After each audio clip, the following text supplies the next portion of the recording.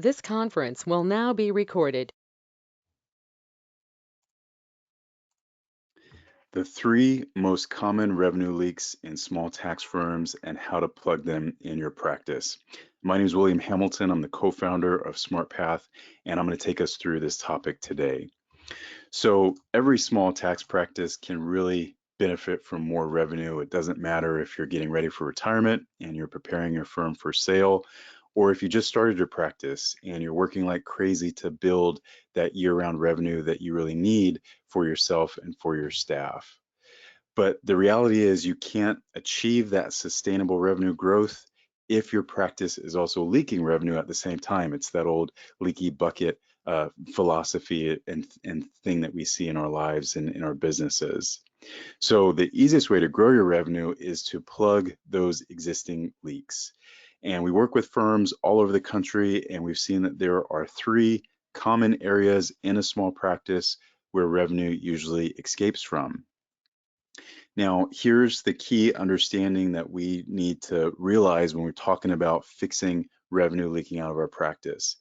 If you're pushing your practice to that next stage of growth, meaning that you're investing precious resources into marketing, into meeting new clients, into growing your practice, then you're really throwing away time and money and energy right out the window if we don't invest in plugging revenue leaks first. Because once we plug those revenue leaks, all the other investments that you're making in the firm, they're going to show results faster because as you bring in that new client, as you bring in that new revenue, it's most likely to stick. And you as the owner, you're going to stop feeling like you're constantly on that treadmill of work. You're being busy, you're putting in the hours, but you don't feel like you're getting any more personal compensation, for your effort. And so we don't want you to feel like that. You shouldn't have to feel like that. And so plugging those revenue leaks is going to allow you to do that. So here are the three most common revenue leaks to plug in your practice.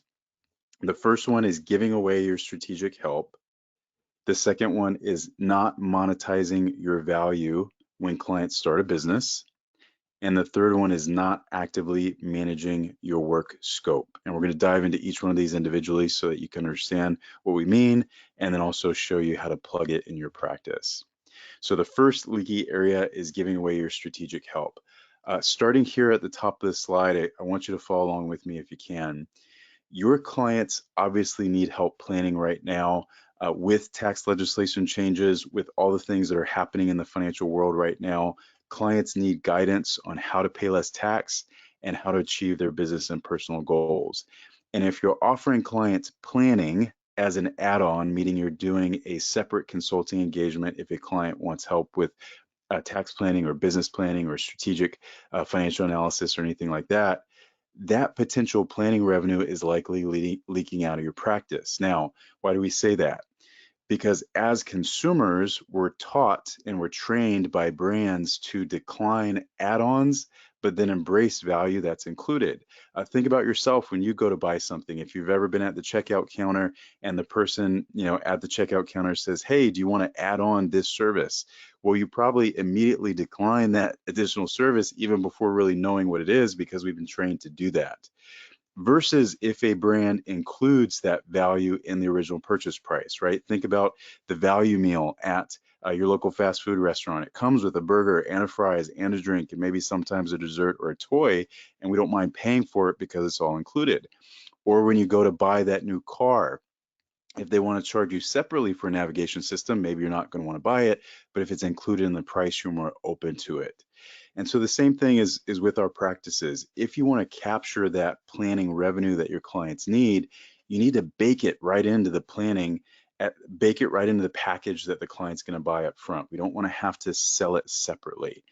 Once it's baked in, then clients are going to be more likely to pay for that planning, and then you can increase your average revenue per client by having that baked into the package. So let's look at an example of what we mean by baking in that planning inside of the package. Well, let's say you have a business success package and you're offering it to a construction company that's grossing about $250,000 a year in gross revenue. Well, what is the business owner really paying for that package? They're paying for ongoing tax optimization, so help paying the least possible tax payments throughout the year through that strategic planning. And the way you're going to help them achieve those results is by some type of process, some version of steps that you're going to take them through throughout the year that's going to create that result. And so that could be helping them with managing their cash flow and optimizing that throughout the year, looking at the key success indicators in that business. So what are the specific things that are going to indicate that that business is being successful versus that business is being unsuccessful, and how do we plan to improve those numbers? And then also doing some type of financial threats neutralization. So what is out there on the horizon that the business may or may not be aware of that we can help neutralize for the business so that they're more likely to be successful. And as always, we need to take care of the federal and state tax and compliance filings. So that type of package for $399 a month, or about 1.9% of that client's gross revenue, they're getting a tremendous amount of value. And because that value is already baked in, they're very likely to say yes to it. They can't hire a part-time receptionist for $399 a month, but for $399 a month, they're getting access to that planning process that's going to guarantee them the best possible result. So that's an example of a baked-in planning package. Now, you can use this example and set up your own planning packages, or if you're a SmartPath member, I'm going to jump over to the SmartPath member portal. We have already pre-built packaged menu that includes all the different packages that have all of the planning baked in. So we have the business bundle package and accounting success packages and payroll success packages, a personal bundle, IRS rapid relief packages, and then we also have reporting only packages if that client doesn't need year-round planning for whatever reason. And so you can use this training today, you can create your own packages, or if you're a SmartPath member, you get access to pre-built packages that already have that planning baked in. So that's an example of baked in planning. That's the first revenue leak that we need to plug inside of a practice. Now, the second revenue leak area is not monetizing your value when a client starts a business. So right now, the startup rate for a new business in the US is about 700,000 to about 1 million new businesses a year. I think it's actually a little bit higher than that. When you do the research and you look at the data sources that they gather to get that number, I think it's actually much higher than that. But regardless, let's say it's about 700 to 1 million a year.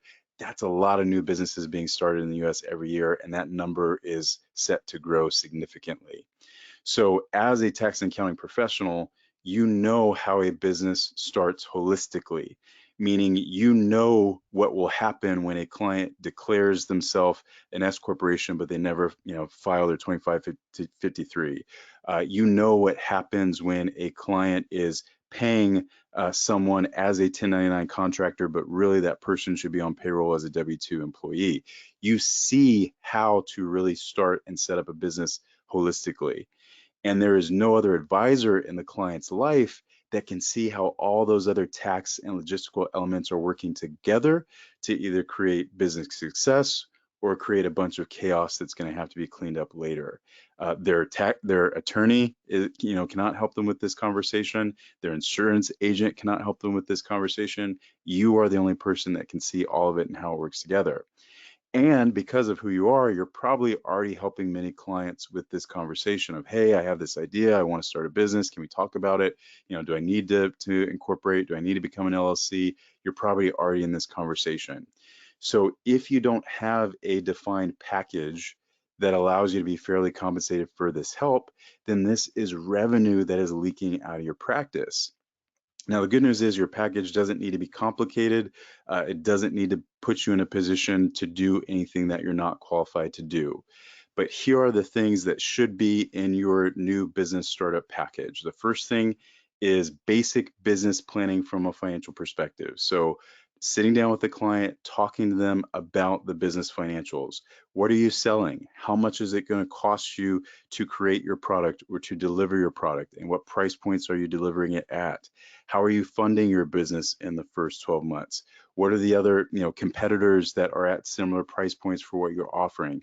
just the basic business planning that a client has no one else in their life that can help them at least have this conversation.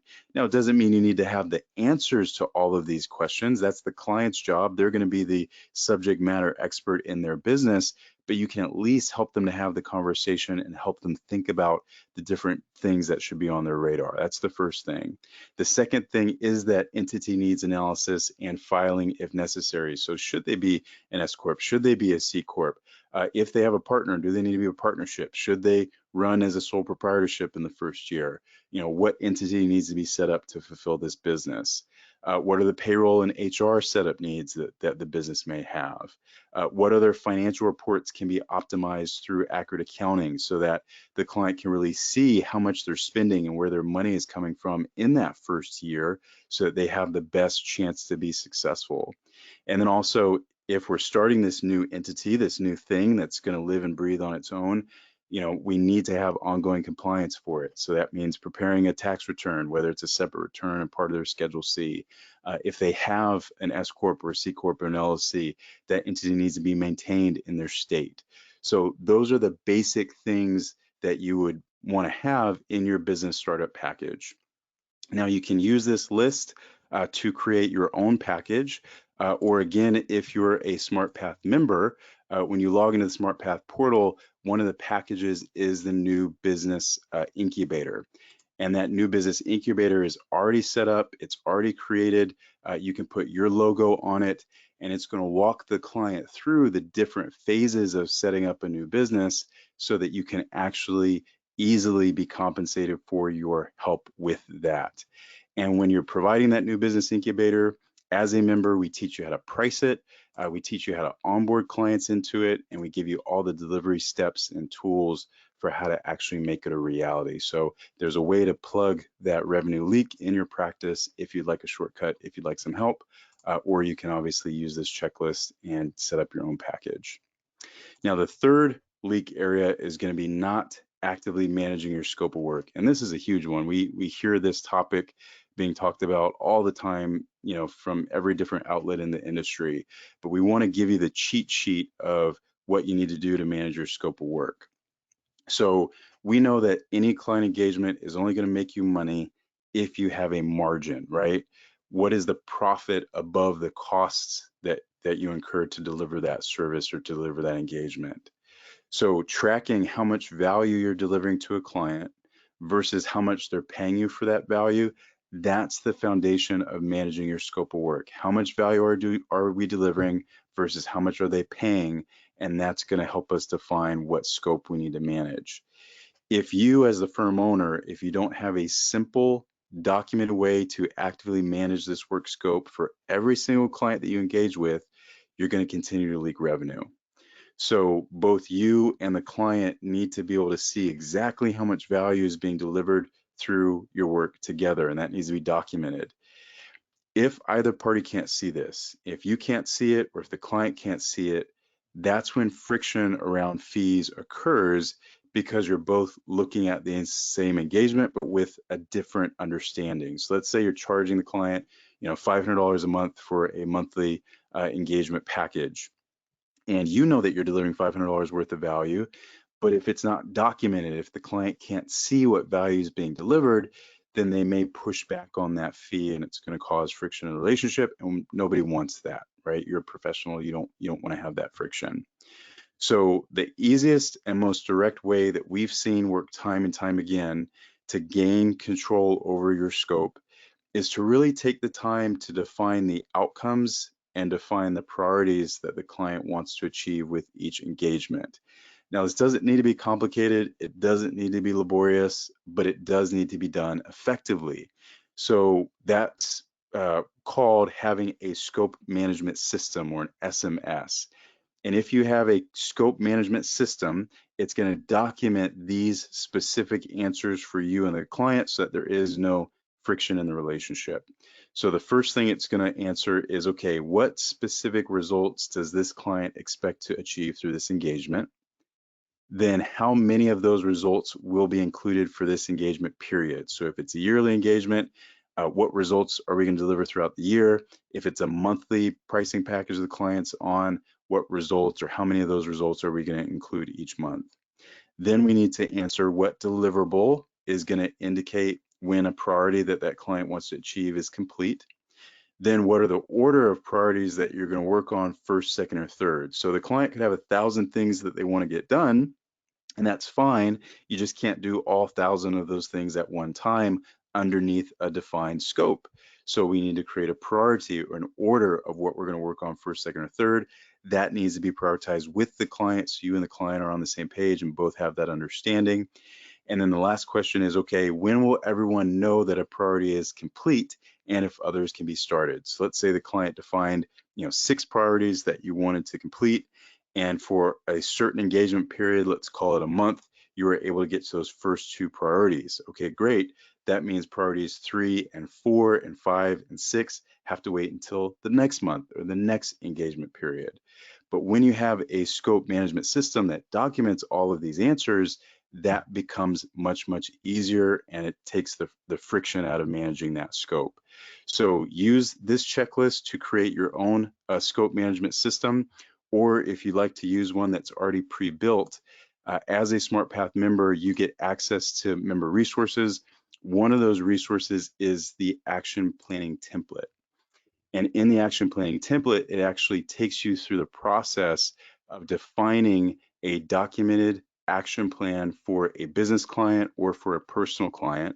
And in that action plan, it shows you here's the number 1 priority in the item, here's the purpose, here's who's gonna do it, here's the due date, what's the size of this item. So if it's a 1 and I know that I can get 1 to 3 different options done in this engagement period, I know how many specific results I can fit inside of this specific scope.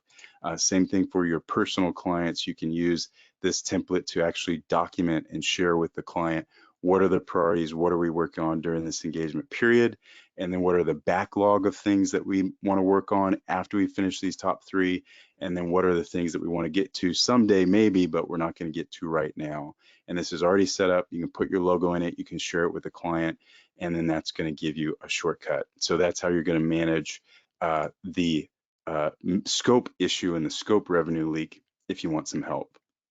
So to summarize, right now is one of the greatest revenue growth opportunities this industry has ever experienced. And we say that because retiring firm owners are exiting the industry at the fastest rate ever. A lot of firm owners that went through the pandemic that are seeing how technology is changing in the industry. A lot of people are just not interested in being in business anymore if they're at that stage of their career where they're ready to retire, and so they're getting out. And so what's happening is this is leaving a wake of orphan clients, clients that had someone that they worked with, but that person is no longer in the business. So these clients need strategic help, and they're looking for firms that are really willing to deliver tangible results, not just offer that historical compliance, but firms who are going to dig in with them and help them get better results for the future.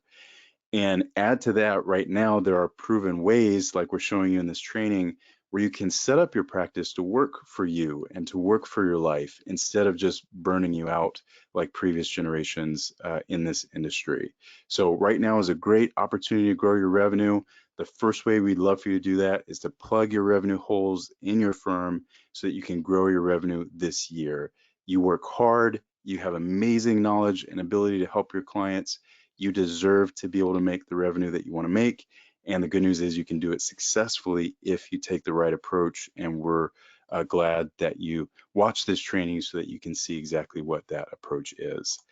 If you like some additional help, if you want help systematically increasing your revenue, really simplifying your pricing and your workflow in your practice, and getting that help to onboard clients faster and easier, a SmartPath membership may be right for you. To learn more, you can go to our website, smartpath.co. And there, as I showed you, as a member, you'll be able to access the tools and the templates and all the training that you need to accelerate your revenue. So that will do it for this training, and we hope to speak with you again very soon.